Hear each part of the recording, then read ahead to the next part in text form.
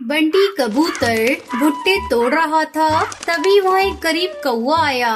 मुझे भूख लगी है, कबूतर भाई कुछ खाने को दे दो। बंटी ने उसे देखा तो तरस खाकर एक भुट्टा उसे तोड़कर दे दिया। भुट्टा खाने के बाद गरीब कौवा बहुत खुश हुआ। वाह, तुम्हारे खेत के भुट्टे तो बहुत ही स्वादिष्ट है। ईश्वर करे तुम्हारे खेत में सोने के भुट्टे हो। इतना कहकर वो गरीब कौवा उड़ गया। बंटी को उसकी बात पर हंसी आ गई।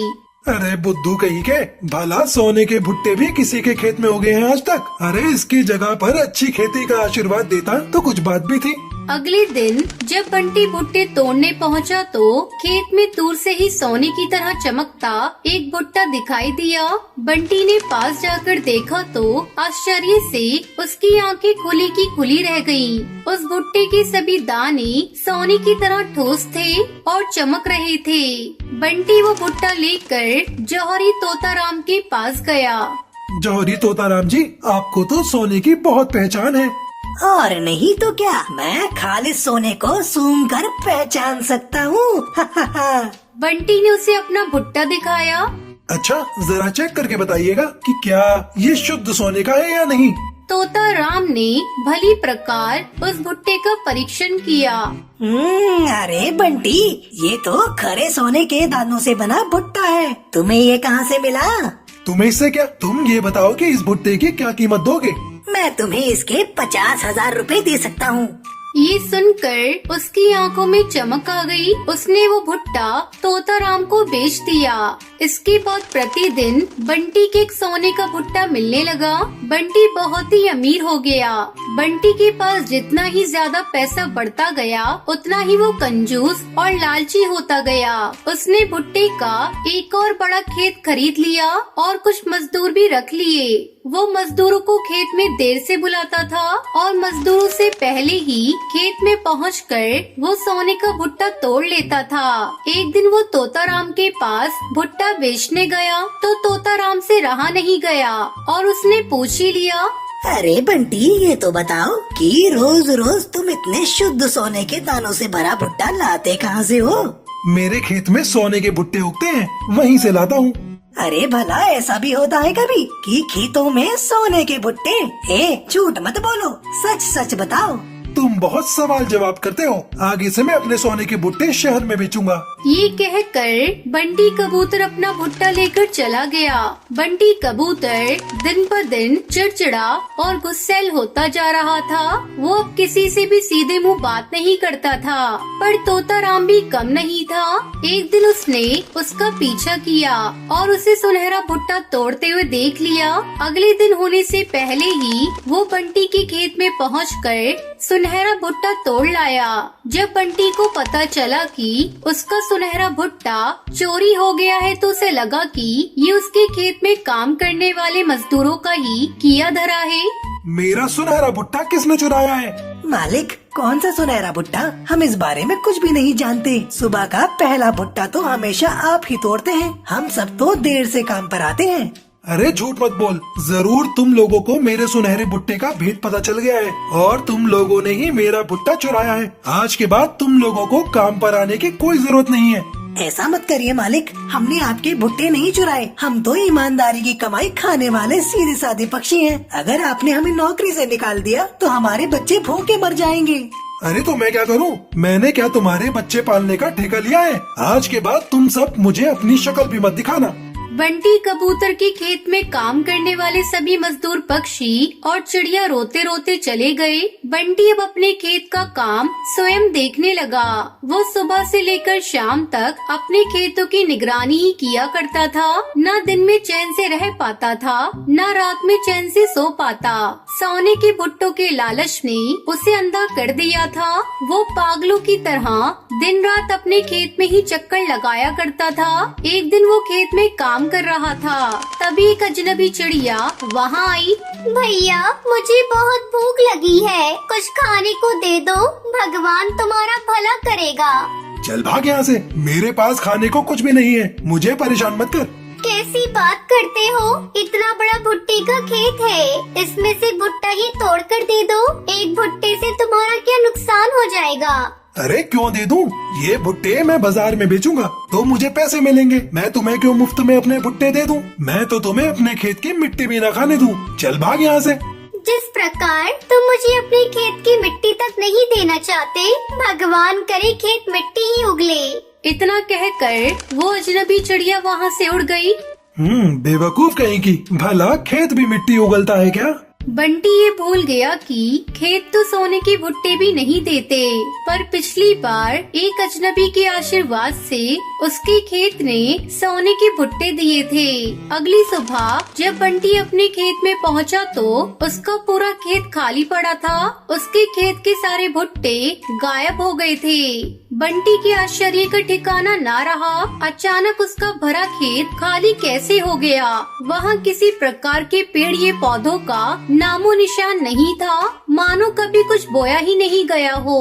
बंटी कबूतर समझ गया कि उस अजनबी चिड़िया का ही श्राप लगा है। अब पछताए होत क्या जब चिड़िया चुग गई खेत। इस कहानी से हमें शिक्षा मिलती है कि हमें लालच नहीं करना चाहिए और मुसीबत में फंसे लोगों की सहायता करनी चाहिए।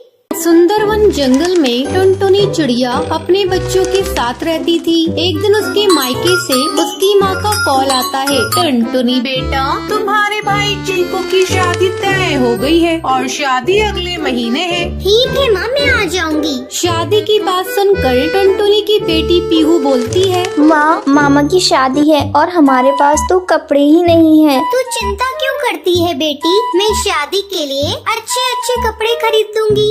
लेकिन तुम कहाँ से खरीदोगी माँ? घर में तो एक भी पैसा नहीं है। मैं कल से खेतों में काम करूंगी और उससे जो आमदनी मिलेगी उससे तेरे कपड़े खरीद दूंगी। क्या माँ, सुबह से शाम तक तो काम करती रहती हो, अब खेतों में भी काम करोगी? बेटा कुछ न कुछ तो करना ही पड़ेगा। माँ, मैं भी तुम्हारे साथ खेतों में काम करूँगी। अरे नहीं बेटा, मैं खुद काम कर लूंगी, तुम लोग अभी पढ़ाई करो। लेकिन तुम अपनी सेहत का ख्याल रखना। अगले दिन बच्चों, मैं खेत में काम करने जा रही हूँ, तुम धूप में मत खेलने जाना। माँ, मैं तो खेलने नहीं जाऊंगी, लेकिन गोलू मेरी बात नहीं मानता। कैसे नहीं मानेगा? मैं उसे अभी समझा देती हूँ। देख गोलू, तुम धूप में मत खेलना। ठीक है माँ, मैं नहीं जाऊंगा, आप जाओ। टुनटुनी के खेत में काम पर जाने के बाद पीहू, मैं खेलने जा रहा हूँ। अगर तूने माँ से चुगली की तो मैं तुझे बहुत पीटूंगा। तुझे माँ ने मना किया था ना, तो फिर क्यों खेलने जा रहा है? रुक, मैं माँ को अभी बता कर आ रही हूँ। ठीक है, तू जा बताने, मैं चला खेलने।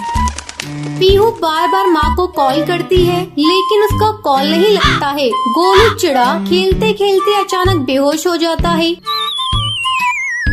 गोलू का दोस्त उसे घर लेकर आता है। पीहू दीदी, देखो गोलू को क्या हो गया? मुझे गोलू को नहीं देखना, मैंने तो मना किया था, फिर भी ये धूप में खेलने गया। धूप लग गई होगी, अब भुगते। माँ ने भी इसे बहुत समझाया था, लेकिन इसने माँ के प्यार की भी लाज नहीं रखी। चलो इसे बेड पर सुला दो। हेलो माँ, देखो ना माँ, गोलू बेहोश हो गया है। ये तो क्या कह रही है? मैं घर जल्दी आ रही हूँ। टुनटुनी तेजी से उड़ते हुए आती है। माँ देखो ना, मैंने बहुत मना किया था, लेकिन ये जबरदस्ती चला गया था। ठीक है बेटा, तो चिंता मत कर, गर्मी की वजह से ये बेहोश हो गया। मैं इसका ध्यान रखती हूँ, तू जाकर खाना बना ले। माँ मुझे माफ कर दो, तुम्हारे इतना मना करने पर भी मैं धूप में खेलने चला गया, लेकिन मैं कभी भी धूप में खेलने नहीं जाऊंगा। शाबाश मेरे बेटे, तूने बहुत अच्छी बात कही। ऐसे ही काफी साल गुजर जाते हैं। अब गोलू और पीहू बड़े हो गए थे। एक दिन गोलू टुनटुनी के पास आता है। माँ, हमें ये घर बेच देना चाहिए। कैसी बात कर रहा है बेटा, ये तेरे पापा की आखिरी निशानी है।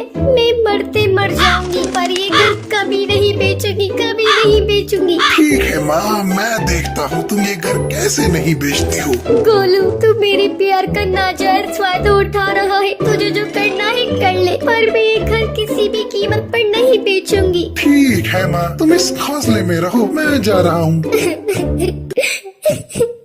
बेटा तू कहाँ जा रहा है? मुझे इस बुढ़ापे में छोड़कर। अभी तो तेरी बहन की भी शादी नहीं हुई। मैं क्या करूं? ले देकर मेरे पास यही एक घर है, तो इसे भी बेचने को कह रहा है। मुझे छोड़कर मत जा बेटा, मत जा। अब मैं तुम्हारी एक भी बात नहीं मानूंगा। मैं जा रहा हूँ घर छोड़कर। जैसे गोलू घर से बाहर निकलता है उसे चक्कर आते हैं और वो गिर जाता है। टुनटुनी चिड़िया जल्दी बाहर आती है और उसे उठाती है। देख बेटा, ये भगवान का इशारा है, तू अपनी माँ को छोड़कर मत जा। अगर तू मुझे छोड़कर गया तो वापस जिंदा नहीं आएगा और मैं फिर तेरे पापा के पास चली जाऊंगी। फिर तू अकेले इस घर में इधर उधर घूमते रहना। माँ, मरने की बातें मत करो। मैं भटक गया था, मुझे कुछ नहीं चाहिए, बस तुम्हारा प्यार चाहिए। गोलू तूने सही किया, अगर तू चला जाता तो माँ जिंदा नहीं रहती। चल अब चलकर खिचड़ी खा ले, मैंने तेरे लिए गर्मा गर्म खिचड़ी बनाई है। फिर तीनों मिलकर खाना खाते हैं और एक साथ खुशी खुशी रहते हैं। दोस्तों, आज के लकी विनर्स के नाम ये रही आपकी स्क्रीन पर।